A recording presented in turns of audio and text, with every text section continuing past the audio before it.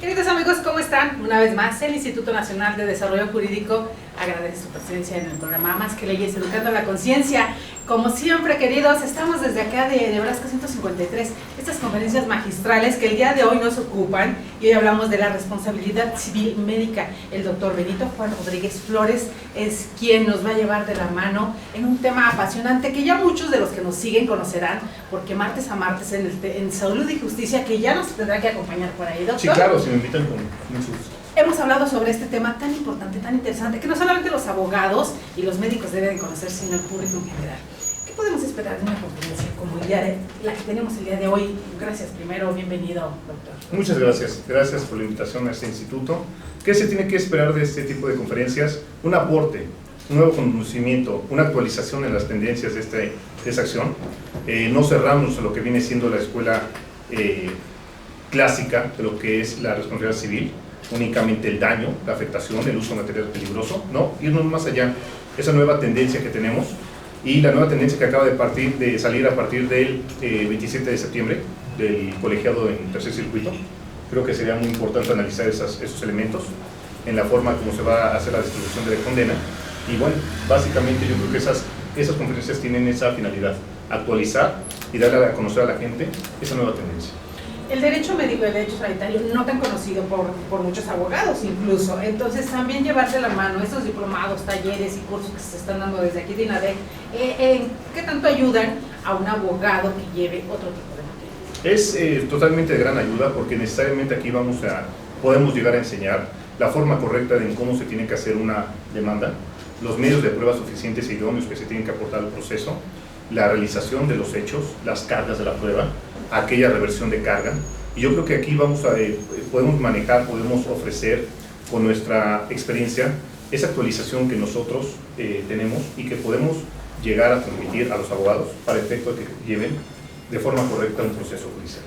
Pues queridos amigos, los invitamos, vamos a seguir esta conferencia por ahí, vamos también a grabarla para transmitirla las veces que sean necesarias, porque conferencias de esta naturaleza siempre tienen algo para analizar, son cátedras gratuitas, decimos nosotros.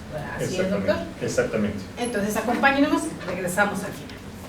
Bienvenidos al Instituto Nacional de Desarrollo Jurídico. El día de hoy tenemos esta conferencia intitulada La responsabilidad civil médica, y tengo el gusto de presentarles a nuestro ponente del día de hoy, que es el doctor Benito Juan Rodríguez Flores. Doctor, muchísimas gracias por aceptar nuestra invitación, un gusto tenerlo por aquí. Y pues gracias por venir a compartir con nosotros un poco de sus conocimientos en esta materia tan importante y tan trascendente, ¿no?, en el ámbito jurídico. Bien, pues para dar inicio el día de hoy a esta conferencia voy a dar lectura a una reseña curricular del catedrático. Si gusta tomar asiento, doctor. El doctor Benito Juan Rodríguez Flores es licenciado en Derecho por la Universidad Latina. Es especialista en Derecho Civil, maestro y doctor en Derecho Civil, y también es postdoctor en Derecho. Su tesis doctoral se intitula La responsabilidad civil subjetiva y objetiva ocasionadas por la negligencia médica. Cuenta con diversos talleres, cursos, seminarios, congresos y diplomados en el ámbito jurídico. Dentro de su trayectoria como académico, es docente en el Instituto de Estudios Judiciales del Tribunal Superior de Justicia de la Ciudad de México. Es docente de doctorado, maestría y licenciatura, impartiendo las asignaturas de Teoría del Acto Jurídico, Fundamentos de Derecho, Introducción al Estudio del Derecho, Derecho Romano, Derecho Familiar y Sucesiones, Derecho Civil, Personas y Bienes, Sociedades Mercantiles, Contratos Mercantiles, Teoría General del Proceso, Derecho Notarial y Derecho Procesal Civil.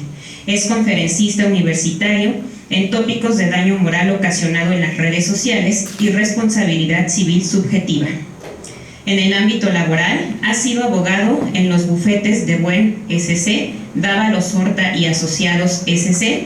y Guarneros Trujillo y Asociados S.C.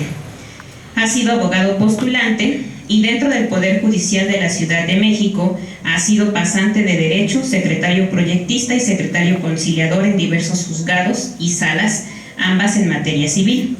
Actualmente se desempeña como secretario proyectista del Juzgado 55º de lo Civil en el Tribunal Superior de Justicia de la Ciudad de México. Lo recibimos con un fuerte aplauso, por favor. Muchas gracias. Bien, pues voy a dar el uso de la palabra al doctor y a petición suya. Esta conferencia, en vez de abrirse un periodo de preguntas y respuestas en la parte final, prefiere interactuar con todos ustedes, si así lo desean también. Adelante. Muy amable, gracias, doctora. Licenciado, déjame me presta los códigos. Por favor. Gracias. ¿Qué tal? Muy buenas tardes. Es un verdadero gusto estar con ustedes.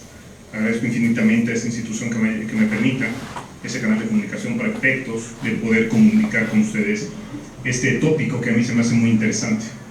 Lamentablemente existe actualmente un nivel técnico sobre esta materia bajo, y me gustaría tocar los temas que a mi consideración, gracias, licenciado, que a mi consideración y a la experiencia que tengo, he visto en la práctica. Entonces, quiero que se sientan en confianza para hacer las preguntas que ustedes consideren. Pueden interrumpir en el momento que gusten.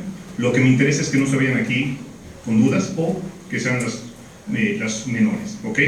Entonces, bueno,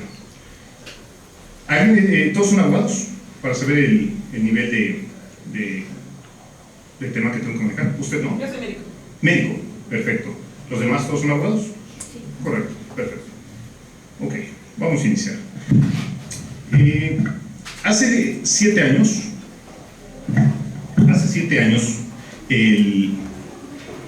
un joven, en día domingo se va a las canchas de fútbol, de su colonia. Lamentablemente tiene un accidente, le rompen una pierna, lo llevan de urgencia a Magdalena de las Salinas, lo atienden de urgencias, le sacan una placa y se dan cuenta que, bueno, tiene fractura tibia y peroné. El médico, el encargado de urgencias, le dice al médico residente que se encargue de poner la férula. Este residente lo hace. Recordemos que un médico residente ya está titulado, y bueno, esa persona, como a las 7 de la noche, se retira a su casa, le dicen con indicaciones que van a sentir molestias, y posteriormente a las 2 de la mañana siente tantas molestias que tiene que realizar urgencias. En ese momento se dan cuenta que lo que vienen siendo los dedos de la extremidad derecha inferior ya están todos negros. En ese momento se dedican a cortar la férula y se dan cuenta que tiene gangrena.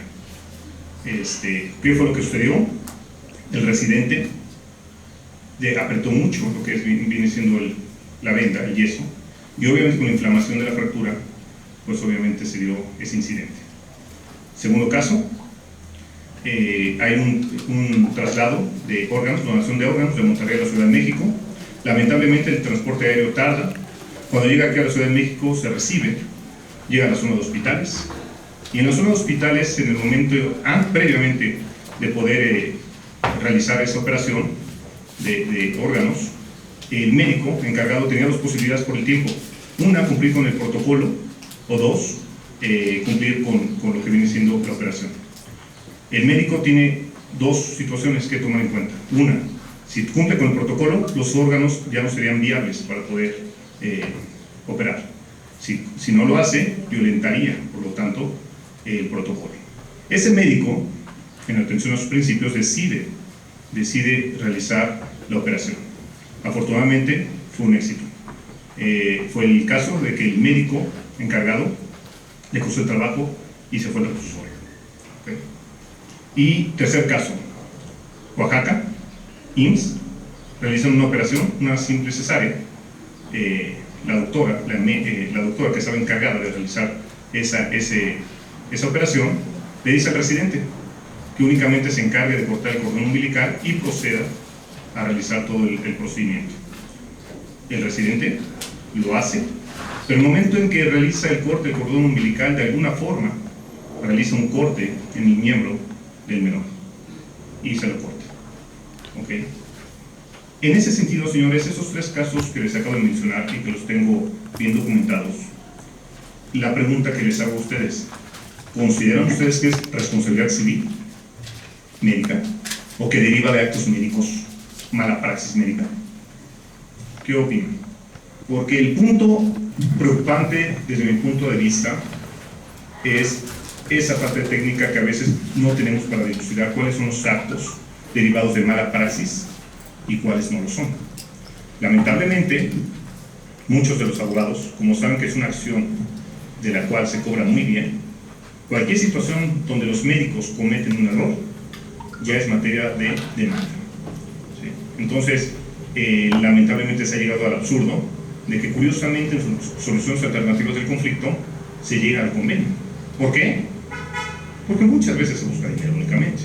Sabemos que un médico en un 50-60% vive de la reputación que tiene.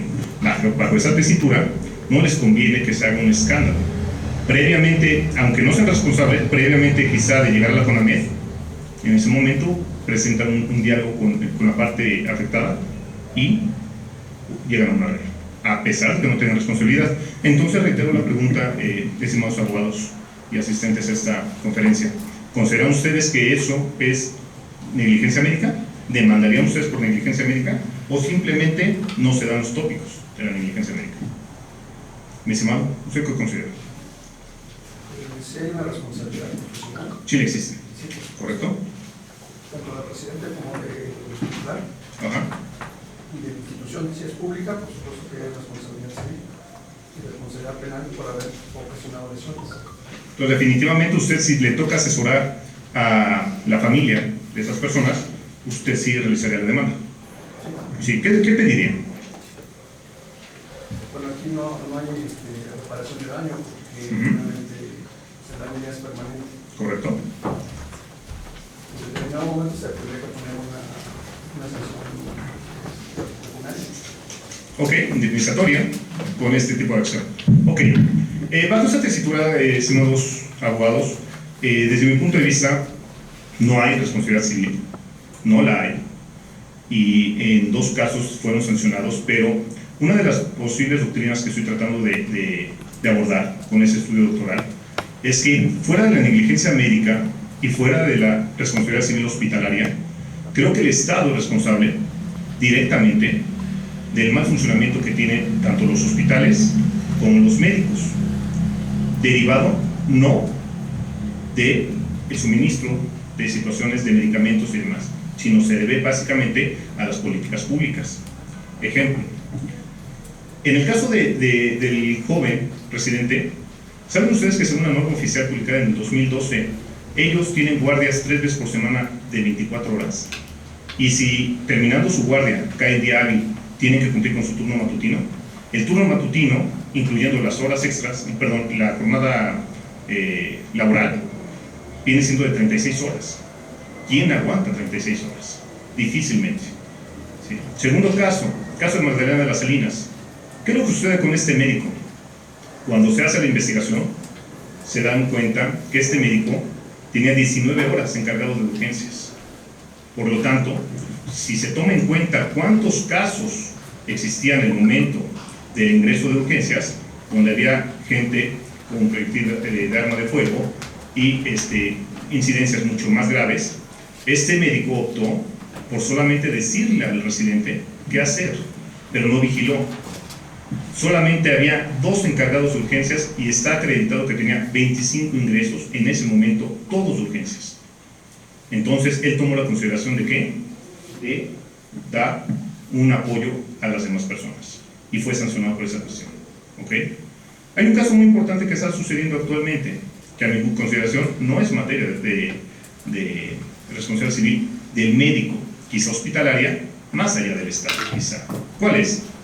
En Veracruz, todo lo vimos en redes sociales, un niño recién nacido lo meten en un cunero y, según las versiones, porque sigue la investigación, el niño se cae del cunero y tiene fractura craneoencefálica. ¿Qué es lo que sucede ahí? El argumento del médico fue que lo que viene siendo la barandilla, lo que son la protección de esa incubadora, estaban mal. Al momento de jalarlo de más, se rompe y cae el producto. ¿Qué pasa ahí, señores? ¿Quién tiene que pagar esa responsabilidad? ¿Hay responsabilidad? ¿Es médica? ¿Qué tipo de responsabilidad es? Porque si entonces preguntamos con muchos alumnos que tengo, todos opinan que es negligencia médica. Pero no tenemos esa técnica para dilucidar si realmente es. ¿Dónde viene siendo la mala praxis del médico? ¿El médico es el encargado de revisar los cuneros? ¿Quién viene siendo? ¿La enfermera? La enfermera es un asistente del médico que tiene entre muchas funciones, quizá no el mantenimiento de los aparatos. ¿El mantenimiento cree que sabe de las enfermeras? No. El personal de mantenimiento. En primera instancia puede llegar a pensar que es el personal de mantenimiento, pero ¿saben quién es el responsable? El director del hospital.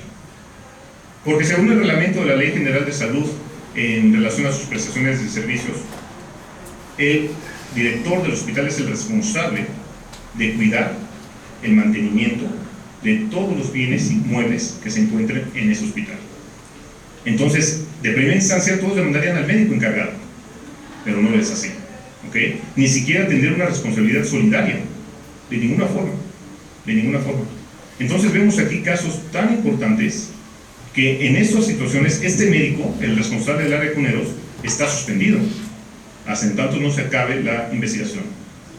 La CONAMET ha tenido una situación muy importante, que es, con la reforma que ha habido, la CONAMET al momento que se le presenta una queja y sale el responsable del médico, lo exhibe en la página de CONAMET para el efecto de que todos los demás usuarios de la salud que puedan tener servicios de ese médico ya no los tengan, o que sea bajo su riesgo porque tiene antecedentes. Bajo esa tesitura es una forma increíble de cómo coartar su derecho de profesión. ¿Quién lo va a contratar de esa forma? Entonces actualmente los médicos están sufriendo una afectación increíble a su trabajo, ¿ok? Entonces son situaciones que tenemos que ver. ¿Por qué es importante iniciar esta conferencia con esos puntos, señores? Por simple causa. Las políticas públicas que ahorita tenemos con esta nueva etapa presidencial son demasiado graves.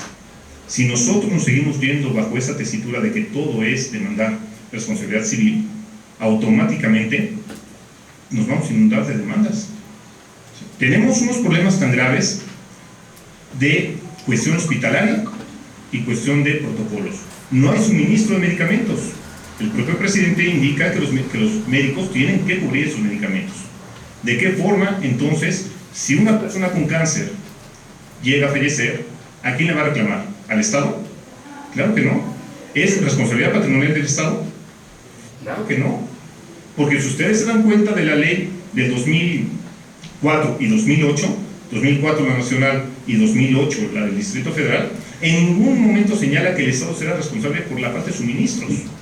No, no es cierto, no lo señala. Señala únicamente que ellos serán responsables de las afectaciones que causen los servidores públicos a su mando, empleados o dependientes, pero en una forma habla de esa situación. Bajo ese concepto, si tomamos en cuenta los problemas que vienen en cuestión de salud para los próximos años, que son gravísimas. ¿Gravísimas por qué? Porque va a aumentar de forma gradual las personas enfermas de cáncer, las personas enfermas de SIDA, las personas enfermas con la obesidad, problemas cardiovasculares. Está aumentando demasiado la natalidad y se extendió la mortandad. ¿Qué quiere decir eso? Nacemos más, morimos menos. La gente para el 2025 se tiene destinado que va a vivir hasta los 83 años para el 2025. Y en la etapa de la tercera edad es donde más afectaciones de salud tiene uno. Bajo ese concepto, si nosotros seguimos con la misma temática de ahorita, de que cualquier afectación causada por un médico es negligencia médica, va a ser desastroso en un futuro, hablando jurídicamente. Entonces, lo que se viene a aportar con esa conferencia, estimados asistentes, es ver desde otro punto de vista esta nueva evolución del derecho, esa nueva evolución de que no necesariamente es la negligencia médica o la responsabilidad civil hospitalaria. No es así, existe otra, pero en esa todavía no hay antecedentes. Hay apenas algunos escritos que han hecho autores chilenos, principalmente los españoles, que son los ejes del daño moral y de la responsabilidad objetiva. Pero aquí en México quizá ha habido discusiones, tesis aislada, algunos criterios, pero de ninguna forma se ha bajado el balón para señalar cuál es el destino que vamos a tener con eso. ¿Ok?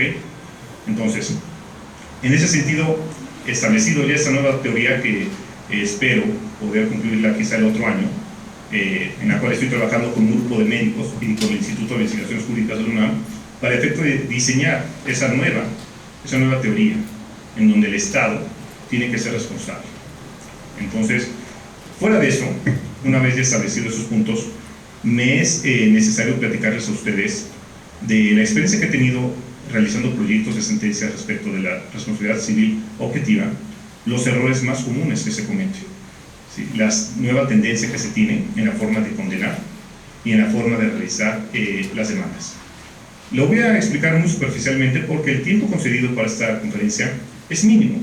Ese tipo de estudios se tienen que hacer de meses, quizá de años, y tiene que estar realizado forzosamente por cuestiones académicas, legales y médicos principalmente.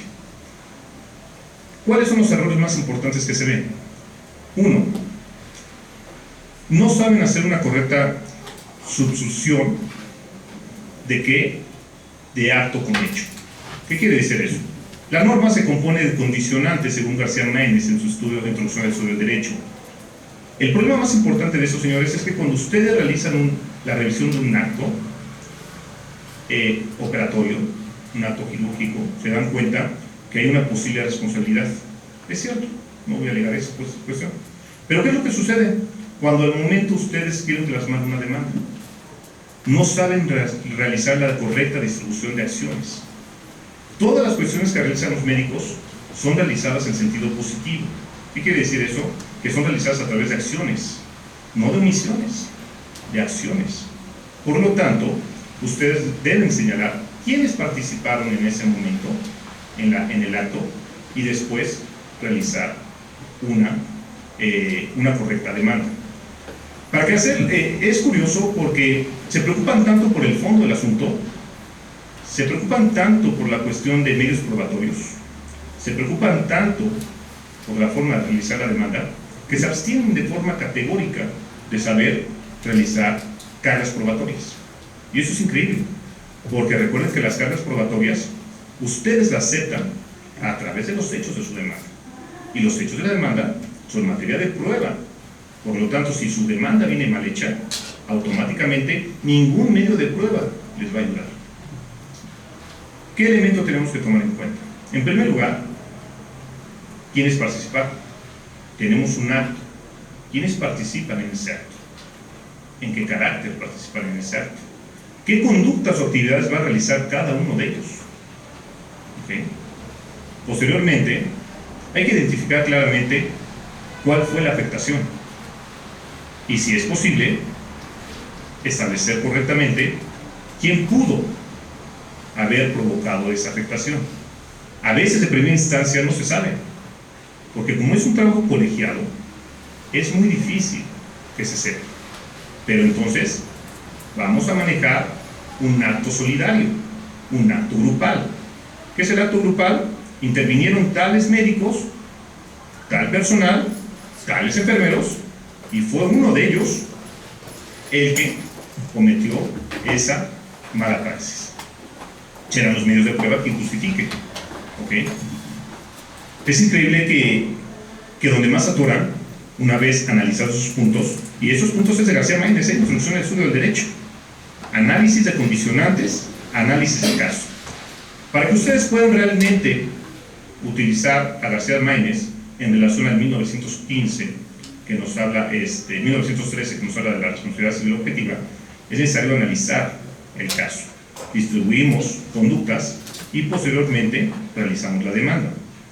Pero no deben de dejar por un estudio mínimo presupuestos procesales.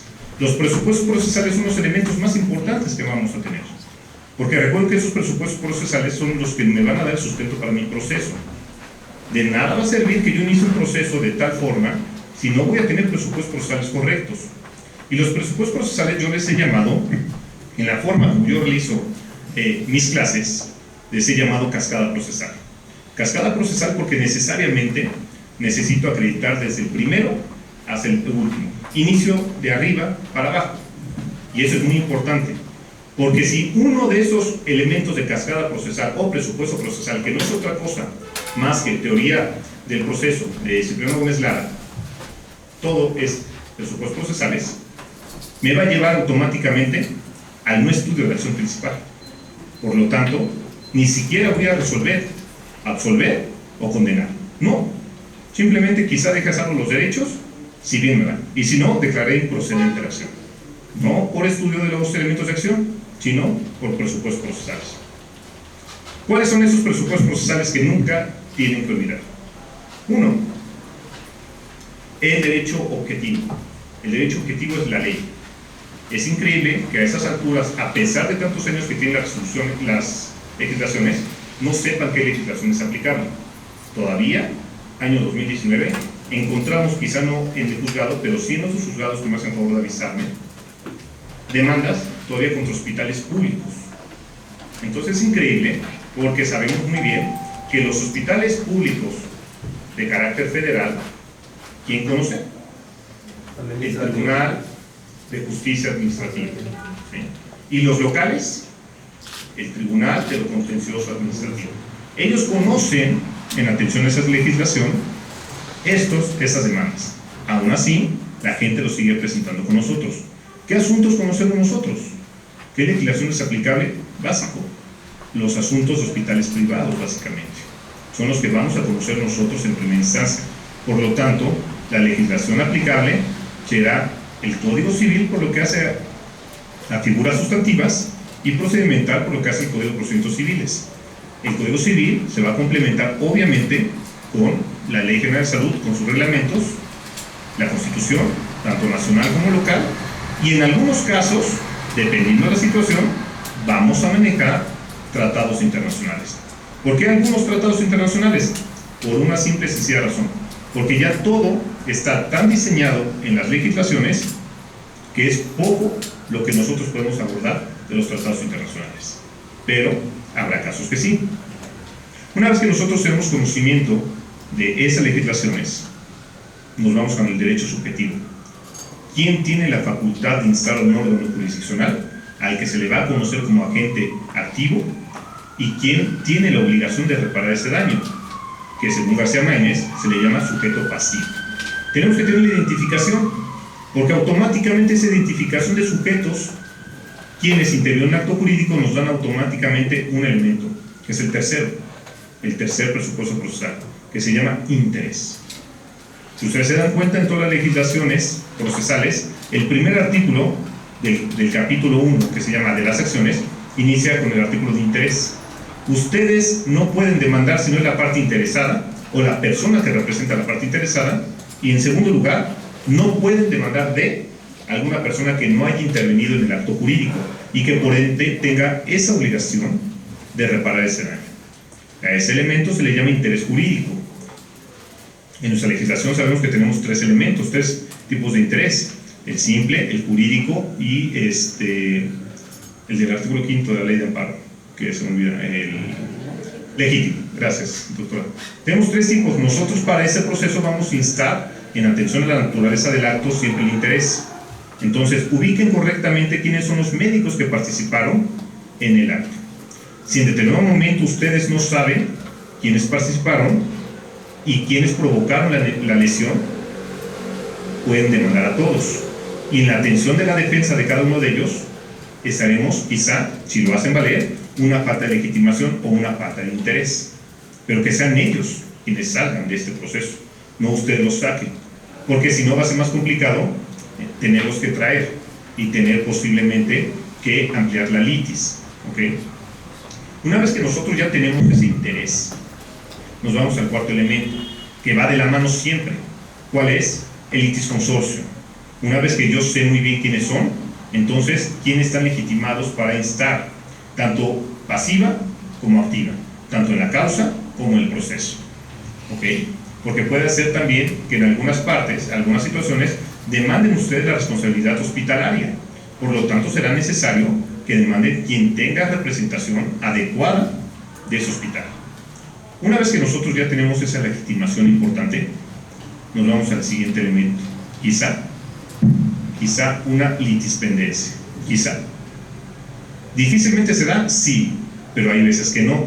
Por eso ustedes deben de cuidar con eso. ¿Qué es la litipendencia? 53 del Código de Procedimientos Civiles, pluralidad de actores, pluralidad de demandados. Deben tener cuidado, porque se representan una misma defensa o una misma acción, adelante. Tuve apenas un caso, obviamente salió la sentencia apenas hace 2 semanas, por lo tanto no puedo exponer más elementos porque sería violentar elementos privados. Sería un hospital que se le está demandando por un pago indemnizatorio porque su médico cometió una negligencia médica. Ese hospital se pone de acuerdo con el doctor y llevan la misma defensa. Por eso les digo que es raro, porque en las demandas que yo he hecho en algunos juzgados no me había tocado eso. Pero al final de cuentas, si es así, entonces tienen que ustedes optar por esa cuestión de litispendencia. Una vez que ya tenemos nosotros esos elementos, nos vamos a los que vamos a plasmar en nuestra demanda. 1. La competencia. Sabemos que la competencia tenemos criterios afinadores objetivos y subjetivos. Y es algo pues, muy simple. Todo esto nosotros lo vimos necesariamente desde primero, segundo y tercero de universidad. La situación es que no solamente en responsabilidad objetiva, sino más allá de asuntos, les falla todavía lo que viene siendo la competencia. ¿Sí? La falta de competencia que a veces tiene que resolver la sala, o los conflictos competenciales que existen entre juzgados, es derivado a qué? No necesariamente a que nosotros nos estamos peleando, no, es que necesariamente las partes accionantes no conocen quién es. ¿En atención a qué? Derechos personales, derechos reales, ¿ok? Y mixtos, que solamente hay 2 secciones en el Código de Procedimientos Civiles y Código Civil. Una vez que nosotros tenemos los criterios objetivos, que viene siendo cuantía, territorio, materia y grado, como elementos principales de competencia, nosotros nos vamos entonces ahora a la vía. La vía es el camino por el cual se va a conducir forzosamente este procedimiento. De la vía nos vamos a la acción. ¿Qué acción vamos a instaurar en el proceso? Responsabilidad civil objetiva. ¿Pueden pedir otra? Claro, pueden pedir la subjetiva. Daño moral. ¿Es viable? Claro que es viable, señores. Pero tendría que acreditar otros elementos, porque el 1913 te señala únicamente por el uso de materiales, mecanismos, sustancias, y el 19 es totalmente subjetivo. En uno hay culpa y en el otro no la hay, como viene siendo la objetiva. Ahí solamente es el riesgo creado, la teoría del riesgo creado. Una vez que señalé la acción, entonces ya me voy necesariamente a las pretensiones, que es capítulo indispensable. ¿Okay? ¿Qué se pide en la responsabilidad civil objetiva? Mi estimado licenciado, ¿me ayudaría? ¿Qué pediría usted?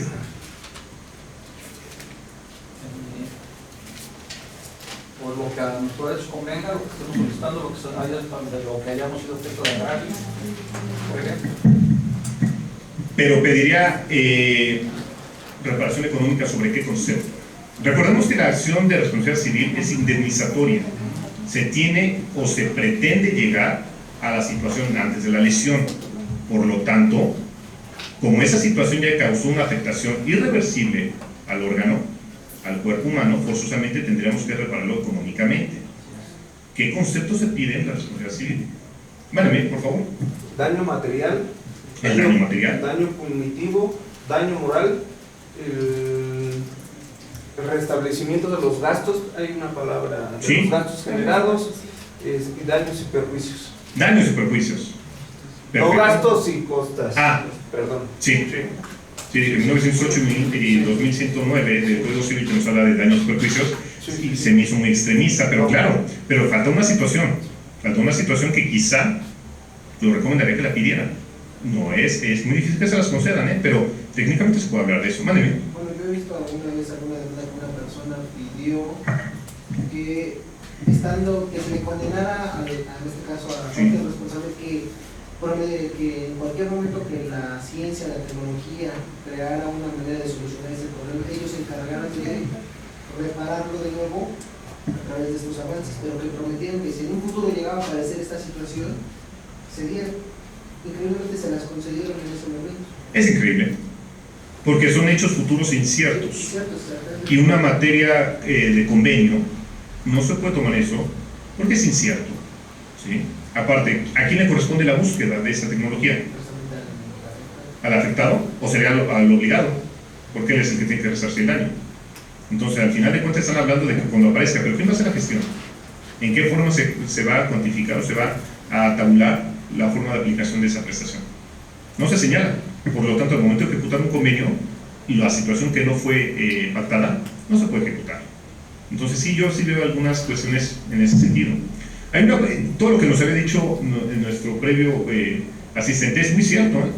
Se pide regularmente eso. Daños y perjuicios sí lo veo muy complicado, pero puede darse. No es totalmente cerrada la opinión, pero puede darse. Hay una figura que yo recomendaría que lo pidan, pero sí es necesario que se vayan involucrando más en la cuestión técnica sobre eso. Esa figura se llama lucro cesante. El lucro cesante es la nueva tendencia que tenemos nosotros en la responsabilidad civil. Viene apareciendo desde hace 3, 4 años, 5 años, en las últimas resoluciones de la 10ª época, en donde viene siendo aquella proyección futura que dejase obtener patrimonialmente, económicamente, por la afectación de salud. ¿Sí?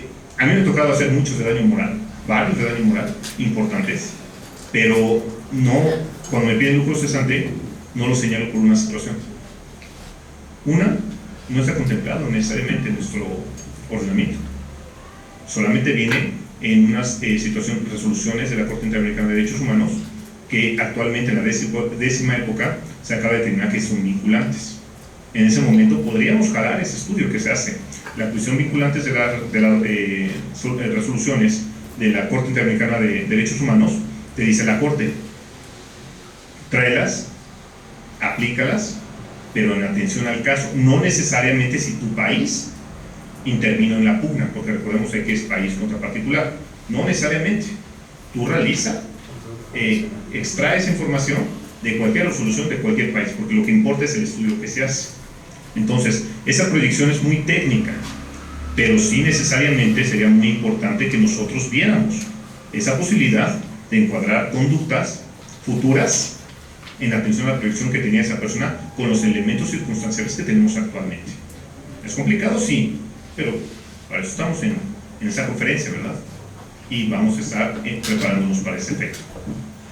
Una vez que tienen pretensiones, viene el problema más importante: los hechos. Los hechos es increíblemente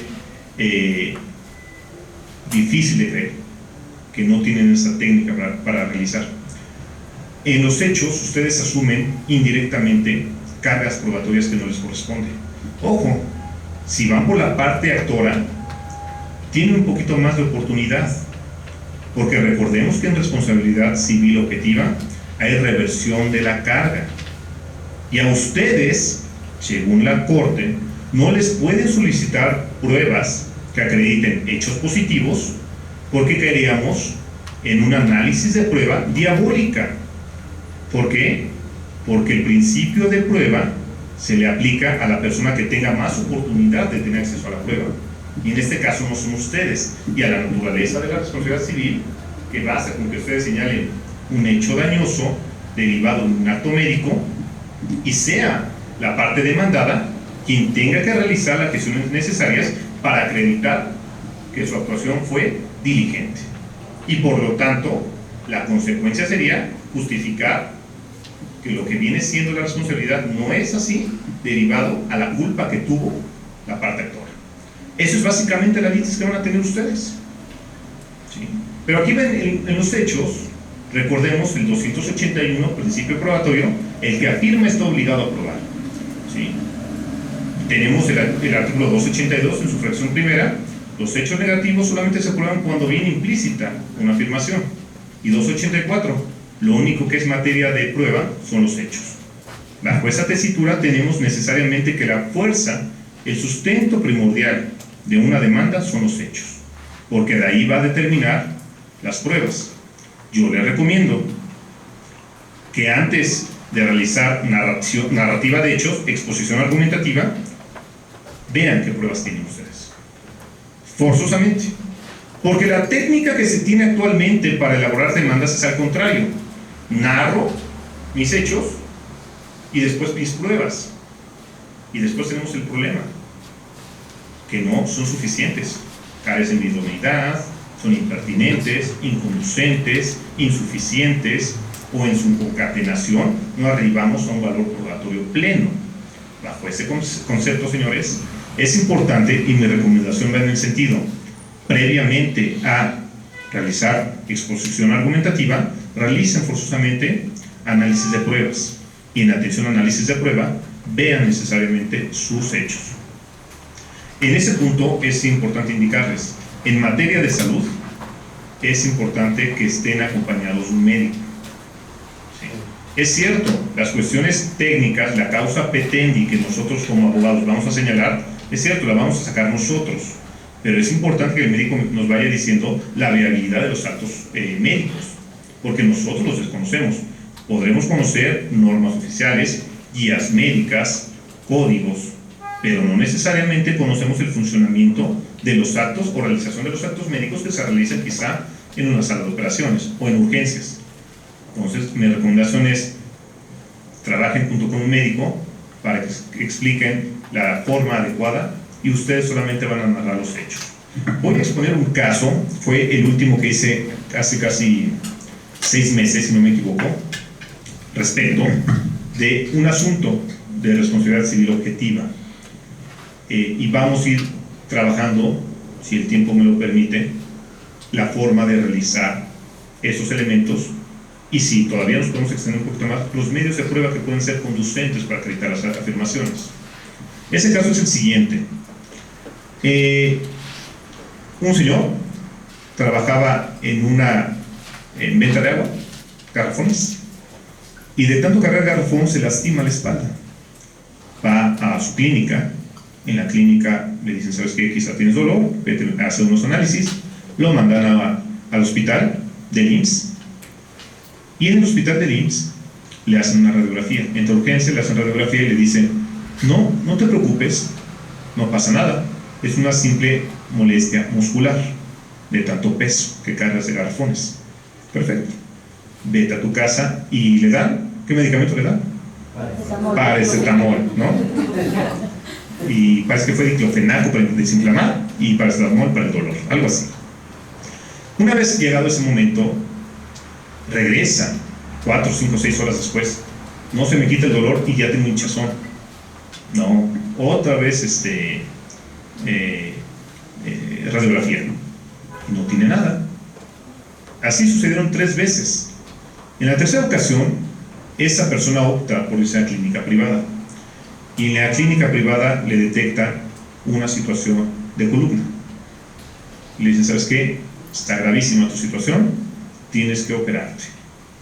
En ese momento se opera y lamentablemente la afectación le llevó a perder la movilidad de sus piernas. Él demanda a estos médicos, demanda al IMSS, y el IMSS contesta. ¿Qué demanda esta persona?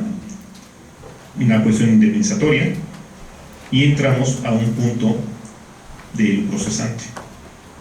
Demanda los pagos generados, la rehabilitación, el tratamiento, la rehabilitación, todo lo que fue la cuestión diagnóstico en el médico privado, y forzosamente ¿qué? La indemnización por dejar de trabajar. ¿Cuánto tiempo? Pues toda su vida. Porque hay que tomar en cuenta que el señor se dedicaba a la distribución de garrafones. Si no tiene movilidad de piernas, ¿cómo va a hacerlo? Demanda al IMSS. ¿Ok? Ese fue el caso concreto. Ahora, regularmente en mis clases, en las conferencias, en los lugares donde voy a dar diplomados y demás, a mí me gusta mucho, más que realizar un monólogo, la participación de todos, porque yo creo que de eso se aprende más. Entonces, bajo los presupuestos procesales a los que yo les llamo cascada procesal, tenemos ya la narrativa de hechos que tenemos que aprender a hacer, que es lo más difícil, si quieren hacerlo bien. Ahora, para la cuestión de la única compañera profesional de la salud, es necesario que vaya viendo esa situación, porque usted, como profesional de la salud, cuando se dé cuenta que es demandada bajo tópicos que le estoy comentando, pero no está muy bien justificada su actuar, usted tiene que tener una defensa de desligarse totalmente del acto, ¿sí? Desligarse totalmente del acto, tratando de acreditar, no acreditando. En ese momento vamos a tratar de acreditar que, si bien es cierto, intervine en el acto, no menos cierto es que yo no cometí responsabilidad alguna. ¿Por qué? Porque la tendencia ahorita es increíble. No hay una forma definida de saber cómo se va a condenar a las personas, ¿eh? Ahí tenemos tres teorías. Y el 27 de septiembre, el tercer circuito, un juzgado, un tribunal colegiado de Guadalajara, de Jalisco, emitió una resolución increíble. No la comparto. Señala una teoría a la que se le llama capitán del barco. ¿Sí? Pero hay una segunda teoría que se llama todos por todos, que es una situación solidaria de poder condenar a todos los que intervienen en un acto médico. Y la tercera teoría, introducción a la obligación. Quien sea jefe del aparato quirúrgico de la operación será la persona responsable en atención a la medida que haya invitado a su equipo a trabajar con él. Tenemos tres teorías que nos maneja la teoría de la responsabilidad civil, que viene de España. Esa estructura viene de España, que a mi consideración son los mejores junto con los chilenos en materia de responsabilidad civil. Por lo tanto, mi estimada, ¿qué especialidad tiene? Médico general. Trate siempre, cuando intervenga en un acto, la separación de conductas. ¿Sí? Algunas van condicionadas a otra, u otras son autónomas, no están ligadas, son totalmente autónomas. El caso más claro, donde manejamos una autonomía en cuestión médica, viene siendo la de anestesia. Ellos tienen totalmente una autonomía directa en el acto médico.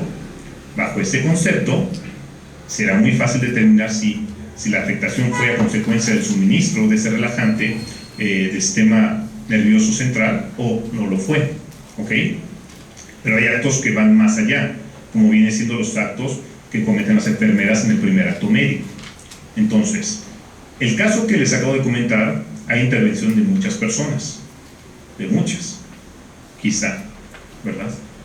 La pregunta sería, en atención a la experiencia que ustedes tienen y para efectos de poder dilucidar y responder sus dudas, ¿a quién demandarían? Para efecto de cumplimentar nuestro derecho subjetivo y acreditar nuestro interés que va de la mano con la legitimación. Mi estimado de camisa blanca, ¿a quién demandaría en este caso que acabo de presentar?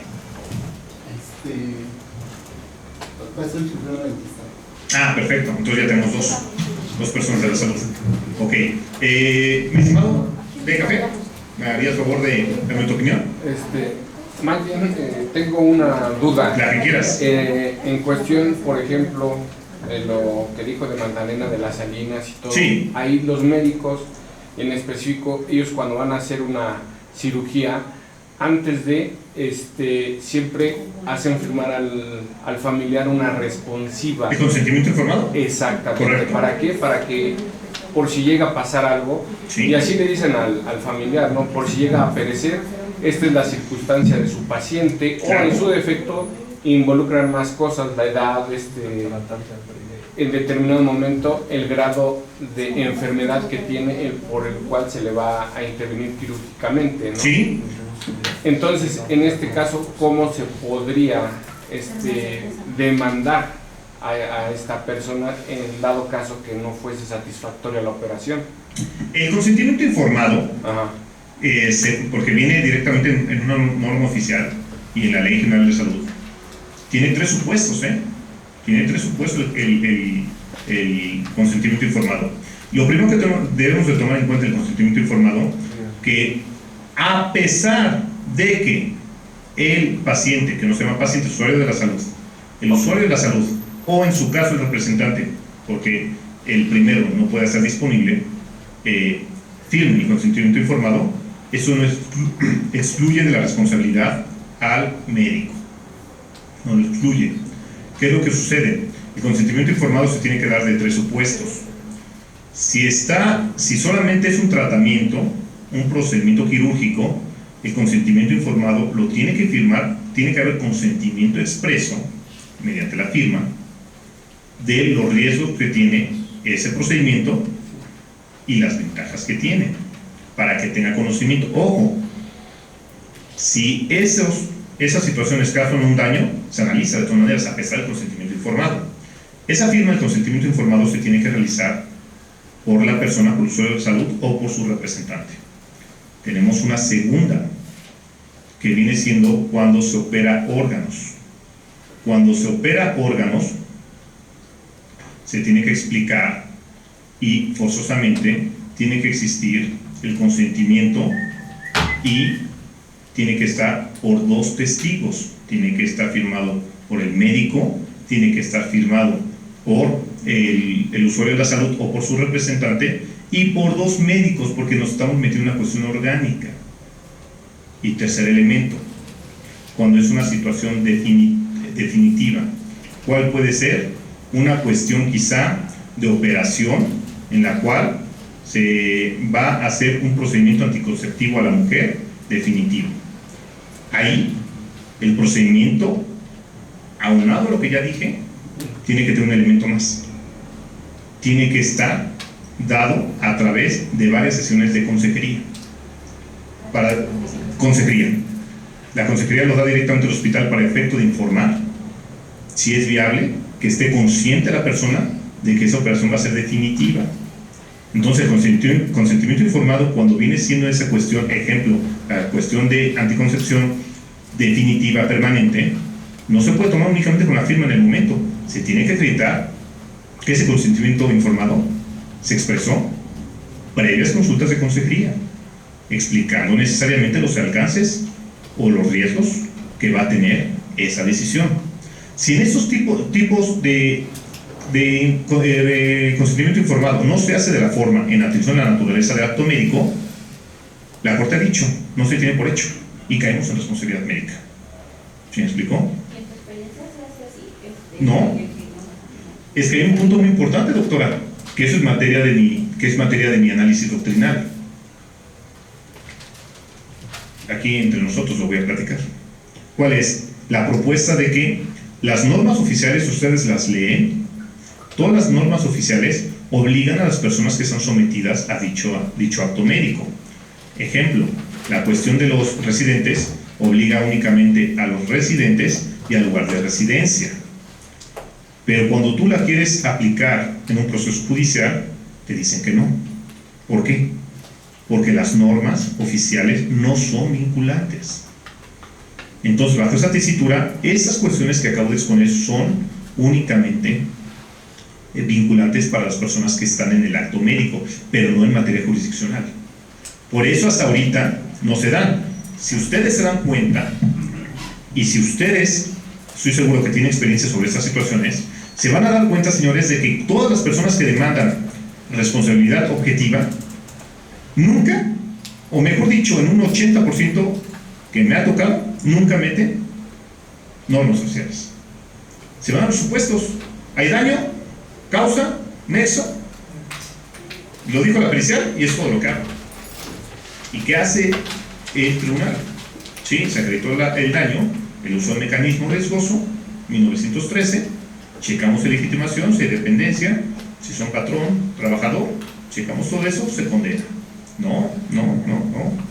Hay situaciones que tenemos que tener una correcta adecuación, pero lamentablemente hay situaciones que no se toman en cuenta como las normas oficiales.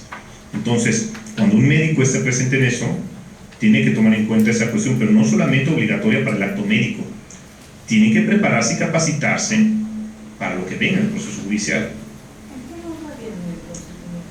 Ahorita sí que le digo ¿lo tengo aquí? No, hay otra. Ahorita sí que le digo. Si no no, esa es la de residentes. Es la residentes SP 0312. ¿Es en la residentes? Hay una de 2012 y 2018, la de 2018 no, todavía no, porque había una antes del 2018 que quedó sin efectos con la del 2012. La vigente es 2012, sí, la vigente es 2012. Sí.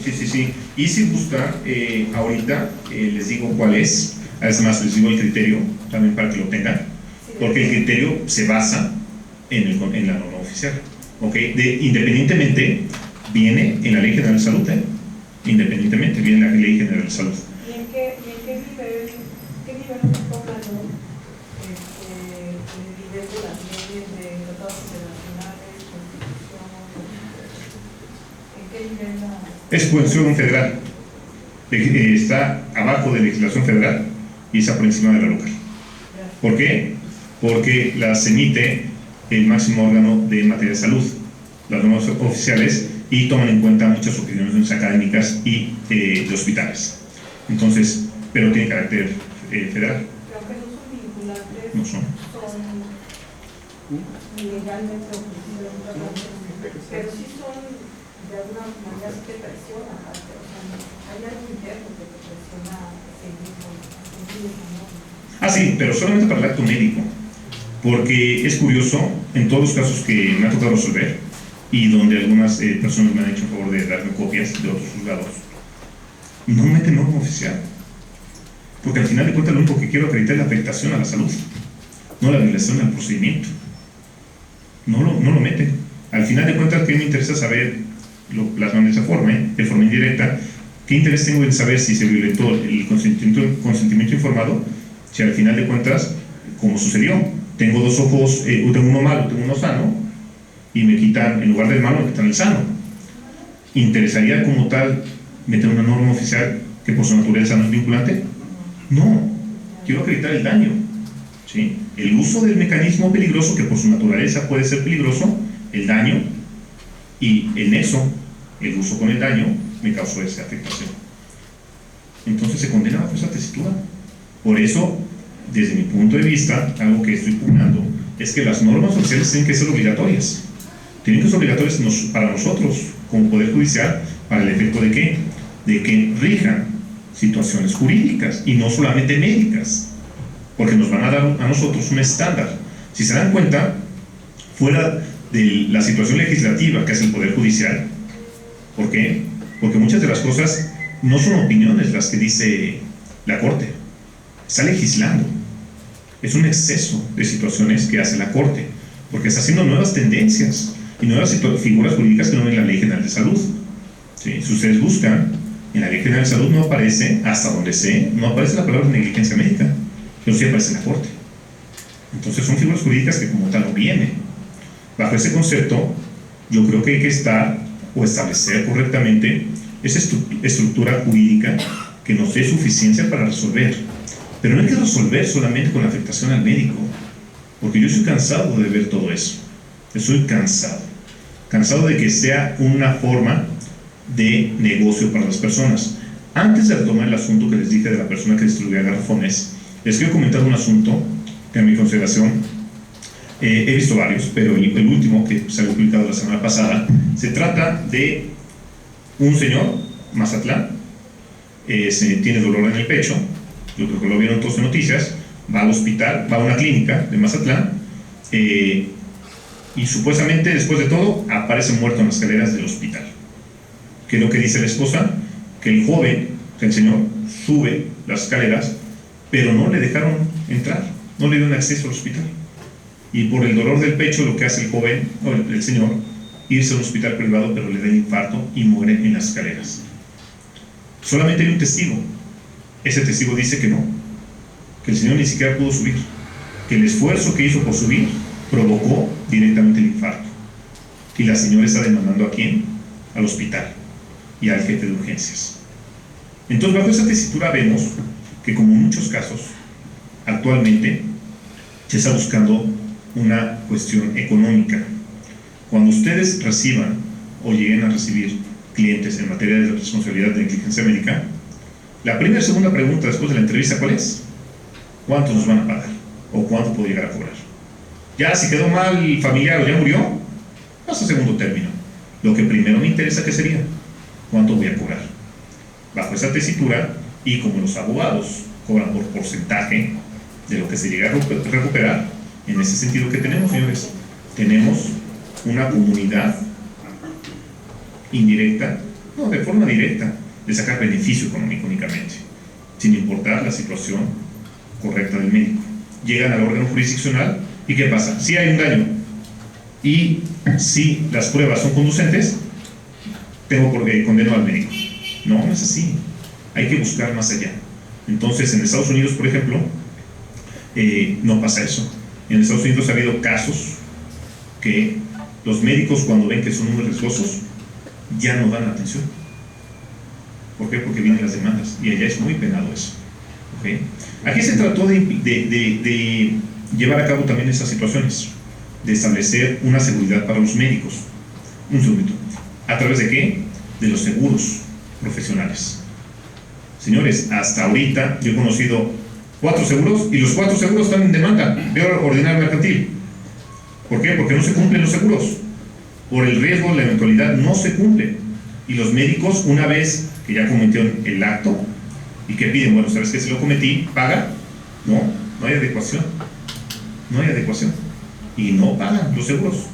Tengo 4 asuntos así en 4 juzgados donde los médicos están demandando a las aseguradoras. Entonces, ese acto que se quiso hacer de Estados Unidos, que allá forzosamente tienes que trabajar con seguros y ahorita ya se está pidiendo, al final porque ya no es ese elemento de tener seguro, sino que el seguro ya no te quiere pagar tampoco. Entonces, ¿el médico cómo queda? Que hasta ahorita es un elemento de preocupación del médico, porque el médico está trabajando con situaciones realmente significativas en su deficiencia laboral. Entonces hay que tomar mucho en cuenta eso. Ahora sí, mi estimada abogada. Gracias. ¿A qué se refiere el doctor con ver más allá? O sea, usted comenta que hay daño, pruebas conducentes y condena al médico. ¿Y qué hay que ver más allá? ¿Qué es más allá de una mediación? Se recomendaría, hay que tomar en cuenta si la defensa va más encaminada quizá a la situación de poder absolver al médico, lo hacemos. Ver más allá, yo va encaminado mi argumento a buscar la simplicidad de actos, no llegar necesariamente al proceso judicial. ¿Sí? Tampoco quiere decir que acepten todo, pero hay que valorar correctamente si realmente vale la pena la demanda. Las demandas son demandas muy largas. Tanto la etapa impugnativa como la de juicio de amparo es muy larga, y entonces van a condenar quizá a costas. ¿Cuánto tiempo? Bueno, este caso que me tocó, el de doctor Cura, me llevé casi 4 o 5 años. 5 años. Entonces, la pregunta sería, la persona queda postrada, ¿no? Pierde movilidad en sus piernas, su salario era bajo, porque esta empresa de garrafones acredita con recibos de pago que ganaba 98 pesos por día. Lo que él se llevaba de más era la propina. ¿De qué mantiene a su familia? ¿De qué la mantiene? Entonces, aquí al final el IMSS, con su aparato jurídico, solamente quiso pugnar por la cuantificación. Dijo, no, la cuantificación es muy elevada, no la quiero pagar. Pero al final de cuentas fue eso. Entonces, en ese sentido, yo recomendaría en muchos casos, dependiendo de la situación, en muchos casos váyanse por la solución alternativa al conflicto. ¿Sí? Pero en caso de los abogados convendría más. ¿Por qué? Tanto para los abogados, porque cobran más rápido. Pero para el caso de los médicos, en caso de que ustedes vean una posibilidad de absolver, no que la condena sea parcial. Si se la van a jugar, que sea absolver. Y si no, lleguen al arreglo. Porque si no, van a tener más sanciones. La mayoría de los hospitales privados, para los que trabajan en privados o tengan clientes privados, hay una recomendación. Cuando alguno de sus médicos cae en alguna demanda en negligencia médica, mal llamado término, malpraxis médica, lo primero que hacen es suspender el médico por la imagen del hospital. Bajo esa tesitura, si son sus clientes, no conviene como tal. Entonces, hay que tomar en cuenta eso. ¿Me queda tiempo? Perfecto. Me quedan unos minutos. Me gustaría comentarles esta cuestión, si se hace participativa la clase para que se la lleven, cómo se tienen que formular correctamente los hechos de una demanda. Porque esa es donde van a chocar. Y posteriormente de los hechos, cómo tienen que hacer ustedes el ofrecimiento de sus pruebas. Si ustedes no hacen adecuadamente eso, no importa lo que haga la parte demandada. Es más, recuerden lo que dice la jurisprudencia de la séptima época o sexta época. El cumplimiento de una obligación, la forma de acreditarlo depende del deudor o del demandado, no así del acreedor o parte actora. Entonces, bajo esa tesitura, si ustedes están pidiendo algo, en atención al tipo de acto que vean, hay que ver cómo se va a actualizar y a quién le corresponde esa carga de la prueba. Entonces, es muy importante que chequen ahorita cómo lo vamos a manejar. Entonces, bajo el ejemplo que les dije en lo de el joven de garrafones, su primer hecho, ¿cuál sería? ¿Mi estimado? Tal vez el primer contacto que tiene, ¿no? Paciente adecuado, puede hospitalizarse, fue adecuado, si no fue adecuado. si el personal de salud que lo valoró de manera inicial fue el especialista en el tema, de igual manera, si la persona que emite el diagnóstico preliminar o tiene la suficiente capacidad para poderlo hacer. Ok, como ven, recuerden que hay 3 elementos importantes para los hechos. Tienen que ser narrados en tiempo, modo y lugar. Tienen que ser continuos, históricos y progresivos. La tesitura no se puede elementar. Segundo elemento, voy con usted. Segundo elemento muy importante. Siempre en los hechos de forma indirecta, directa es la narración de la historia o de la cuestión del acto, ¿no? De la realidad. Pero tienen que llevar implícitos los actos de procedencia de la acción. Siempre. En cada uno de los hechos yo les recomendaría que establezcan los elementos de procedencia de la acción del 1913. ¿Ok? Y después tienen que ser narrados en tiempo y lugar. Tienen que tener precisión, concentración del acto. ¿Ok? Para el efecto que contengan correctamente los elementos suficientes de estudio. Porque recuerden que nosotros cuando hacemos un proyecto de sentencia tenemos que valorar las circunstancias del acto, las circunstancias de la conducta de los sujetos. Entonces todo eso nos lo tenemos que, nos lo tienen que aportar. No lo tenemos nosotros que presumir ni advertir. ¿Sí? Ustedes lo tienen que establecer en su demanda, porque es lo que vamos a revisar. Entonces, señalado ese punto, ¿cómo empezaríamos? Recuerden que hay que tener mucho cuidado en la forma de cómo van a narrar ustedes sus hechos, porque si lo hacen de forma equivocada o errónea, automáticamente van a asumir cargas de prueba que no deben de tener. ¿Sí? El elemento principal que se tiene que tomar en cuenta es los elementos de procedencia de acción y su causa de pedir. ¿Okay? Es cuál fue el uso del material, de la sustancia, del mecanismo que por su naturaleza es peligroso. 1913. Segundo, la afectación que se causó. La causa como elementos importantes. Y entonces le correspondería al médico acreditar la diligencia de sus actos.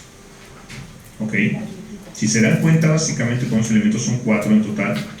La otra sería la cuestión de que la culpa sea directamente de la víctima, que esa sí le correspondería acreditar al médico, pero ustedes van por la parte actora. El médico en ese caso sería la parte demandada. Solamente le correspondería acreditar esos elementos con una narrativa sencilla, precisa, que maneje concentración de acto. ¿Ok? Que venga a usar tu causa de pedir. Mándeme. Perdón, ahí, bueno, no entiendo por qué se prolongó tanto el procedimiento, porque, por ejemplo, usted habla de Electropura. Electropura contrató a esta persona para cargar garrafones. Previamente, pues, le dio una capacitación en el trabajo. Ya al presentarse la patología, esta persona ahora seguro usa la medicina del trabajo, y ahí es donde le determinan si puede continuar con su trabajo, ¿no? O se cambia de área, ¿no? Una vez que ya el área correspondiente, en este caso traumatología o cirugía de columna, ve que no es conducente que siga trabajando, pues ya de acuerdo a la tabulación de la regla del trabajo, se indemniza ya, pues creo que ahí termina todo, ¿no? No sé cuál sería por qué se prolongó la situación. ¿Hablamos del mismo asunto? Sí, del garrafón, ¿no? Ajá. Pero, ¿conoce el expediente de ese asunto? Bueno, así por lo que platica ahorita, yo así lo veo. Así ok, yo creí que conocía el fondo del asunto. Ok. La puna al inicio. Creo que no tiene más con el asunto, así se corta ahí muy rápidamente, ¿no? Sí, en síntesis, así fue como se realizó. En síntesis lo dijo correctamente. Solamente que el hospital obviamente se negó a pagar. No hubo aceptación. Señalaron que la lesión no fue producto del trabajo. Que obviamente no entramos al estudio si tenía capacitación el señor. Nunca lo comentamos, ni lo sé. Porque el seguro social es lo primero que dice, ¿no? A ver, te contratamos para cargar rapones, estabas en edad productiva, tú solamente tenías que cargar uno y cargabas 2, ya no es responsabilidad del seguro social y pues por eso es la causa que te lesionaste. Sí, esa situación tampoco se entró al estudio porque tampoco es esa aseveración de un exceso o una mala deficiencia en la forma de realizar el trabajo, nunca se realizó. Simplemente el señor demanda esa negligencia porque no se tomó en cuenta. Se hizo la comparativa con los estudios de clínica privada y se dijo que sí había una afectación. Se comparó con el mismo tipo de estudio que había hecho el IMSS y el diagnóstico fue diverso. Entonces, básicamente de ahí partió. Posteriormente, a la par llevó su procedimiento laboral, que nosotros no podemos tomar en cuenta, y desconozco cuál haya sido la materia de laboral, lo que viene siendo esta compañía, pero en materia civil se hizo una condena, y se hizo una condena bien, ¿no? Que ahorita, si me lo permite, comentamos. Me quedan 5 minutos. No voy a dar tiempo de realizar los hechos, si no sé si me lo permite comentar. Se va a iniciar un diplomado en materia de negligencia médica. ¿Qué fecha? ¿No tiene la fecha? ¿Vale? ¿Al siguiente martes? Ok.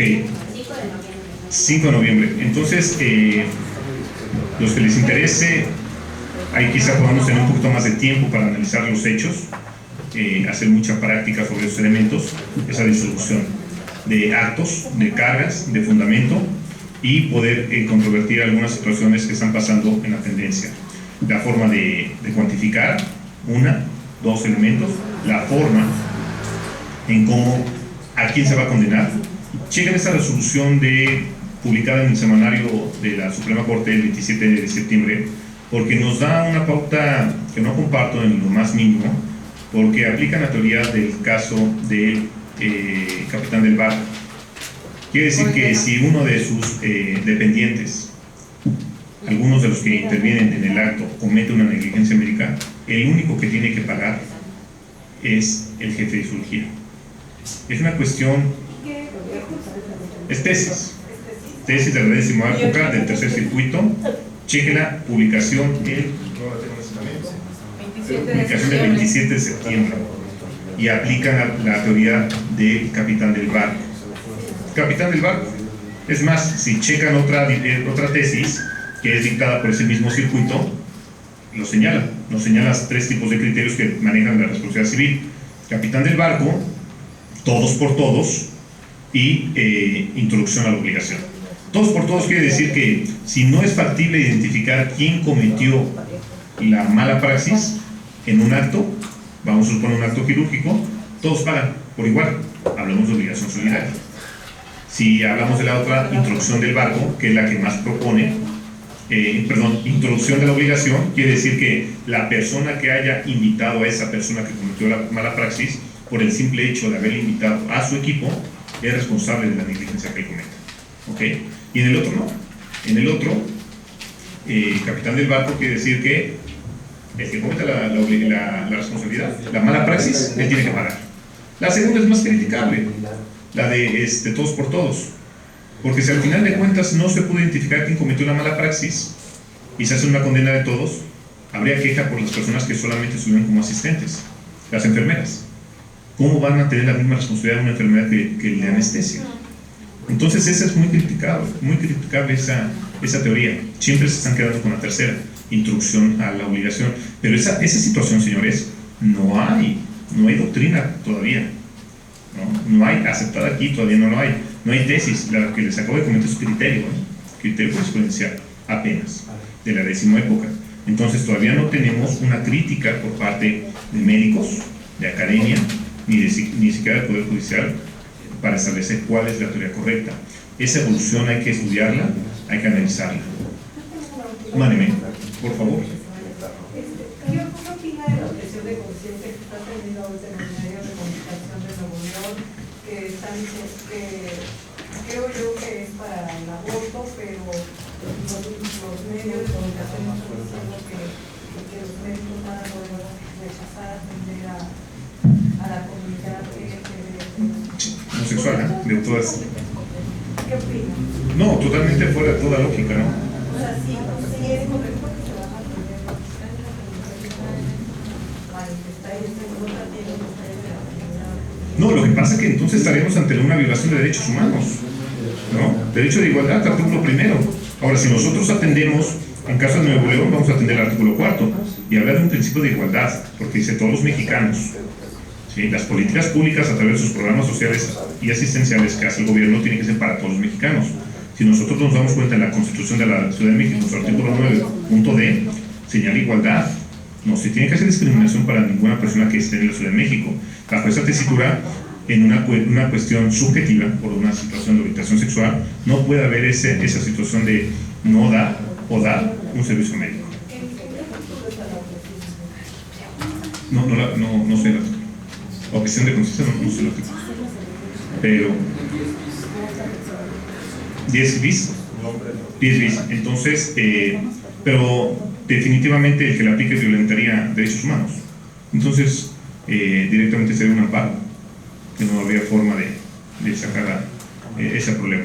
Entonces, por último, señores, si me lo permiten, les comento, en ese asunto de garrafones se condenó atendiendo a la capacidad económica del IMSS, en asunto a la cuestión de su presupuesto de ese año, posteriormente a lo que él ganaba, se condenó a casi 1.200.000 pesos, simplemente por daños, todo el material, la indemnización y los aparatos que requiera para su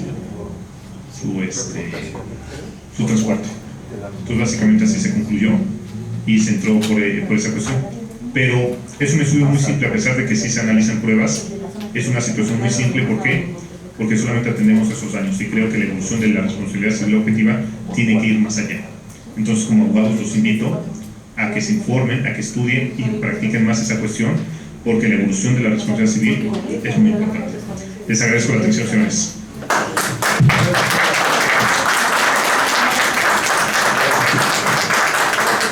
Bien, muchas gracias, doctor. Iba a ser entrega de este reconocimiento que dice: el Instituto Nacional de Desarrollo Jurídico otorga el presente reconocimiento al doctor Benito Juan Rodríguez Flores por su brillante participación como ponente en la conferencia magistral denominada Responsabilidad Civil Médica, misma que se impartió el 22 de octubre de 2019, Ciudad de México, 22 de octubre de 2019. Gracias.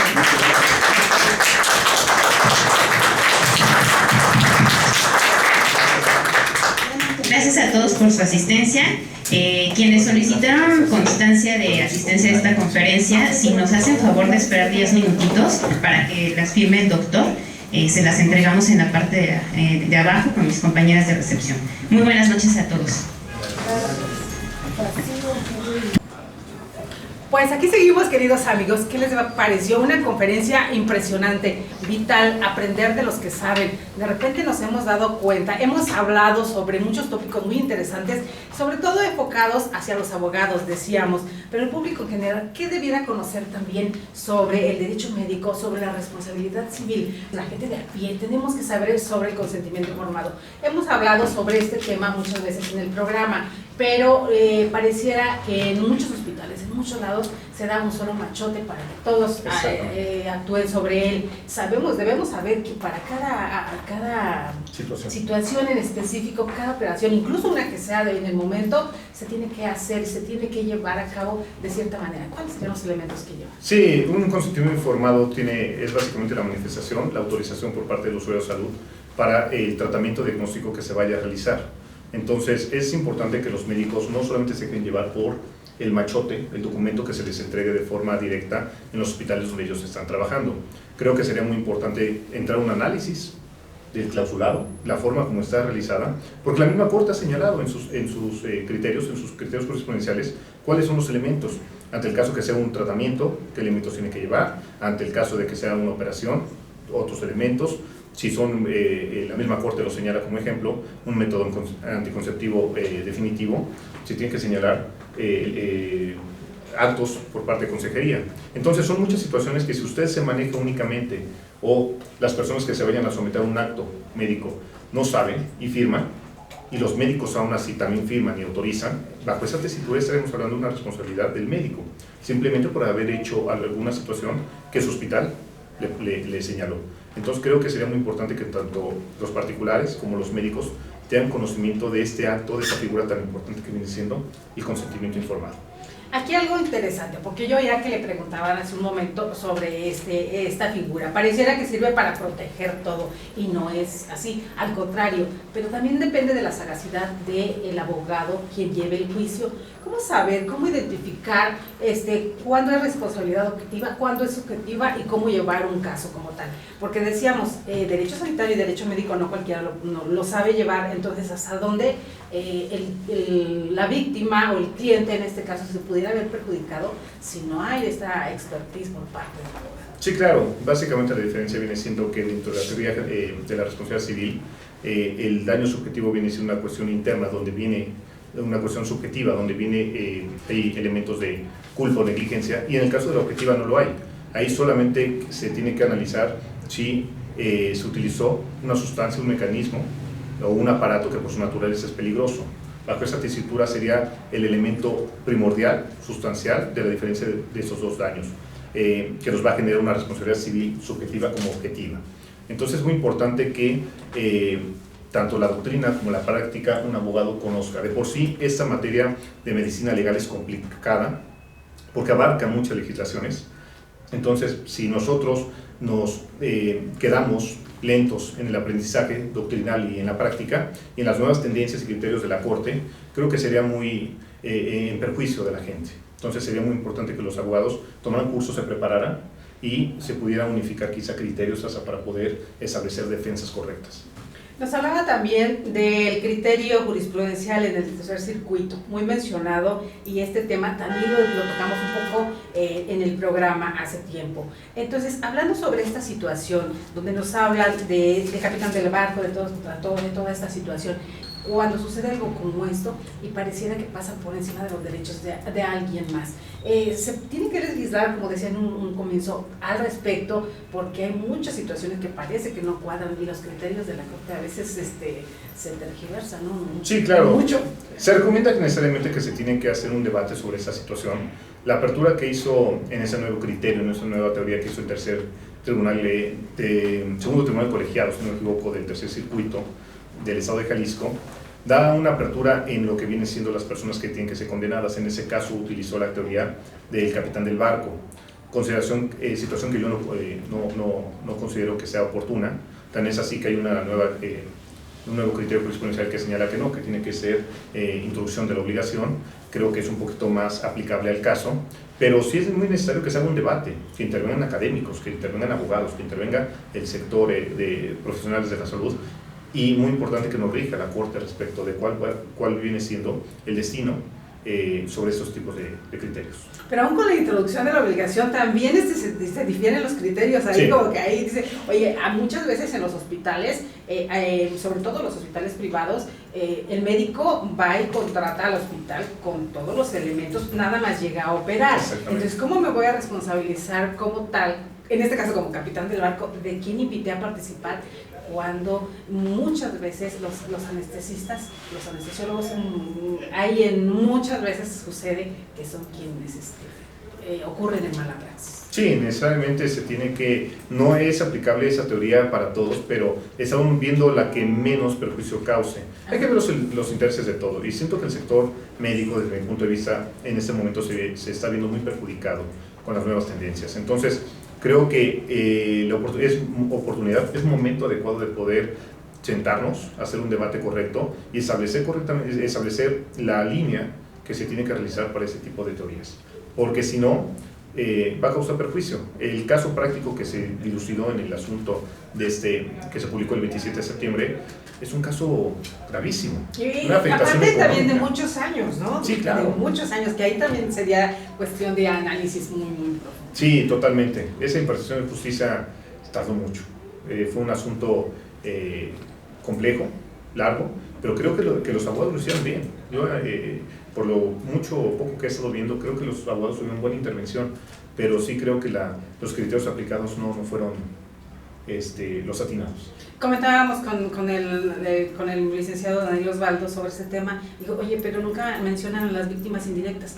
Y ahí hay muchas víctimas indirectas, sí, claro, en ese caso, y no están mencionadas, que será cuestión de otra situación. Sí. Hay una situación también aquí, doctor, en la parte de la medicina defensiva, que vi que no se tocó tanto en esta conferencia. ¿Hasta dónde también con esta criminalización que se hace del acto médico, los médicos tienen que llegar a esta situación de la medicina defensiva, aun cuando obviamente no se acepta en público, pero los indicios hablan de que sí se hace de esta manera? Sí, mire, la situación del médico es comprensible. La situación del médico es comprensible porque desde las políticas públicas hacia el trato en sus centros de trabajo y el tipo de relación que tiene con los pacientes, usuarios de la salud, son muy desproporcionados. Entonces yo creo que esa situación de manejarlo a la defensiva yo creo que es correcta, pero me interesa mucho más la situación de capacitación, la situación de que necesariamente se tengan que capacitar los médicos con congresos, pero meramente legales.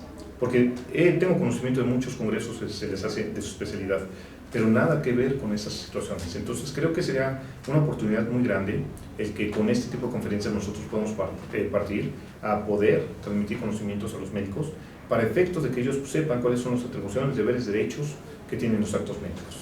Y hablando de esa situación, pues el próximo 5 de noviembre comienza diplomado precisamente aquí en INADEC de responsabilidad médica. Sí, claro. Los médicos, enfermeras, enfermeros, todo el sector, lo que trabajan dentro del sector, debieran tomar cursos de esta naturaleza. Sí, se les invita al personal médico, a los profesionales de la salud que puedan integrarse a este equipo para el efecto que sepan con actos prácticos cuáles vienen siendo los alcances de sus responsabilidades y obligaciones. Como siempre, decimos que es una cátedra gratuita, sí. Y en las cátedras dejamos tarea. ¿Qué tarea le dejaría al público que nos mira dentro de México y más allá de nuestras fronteras?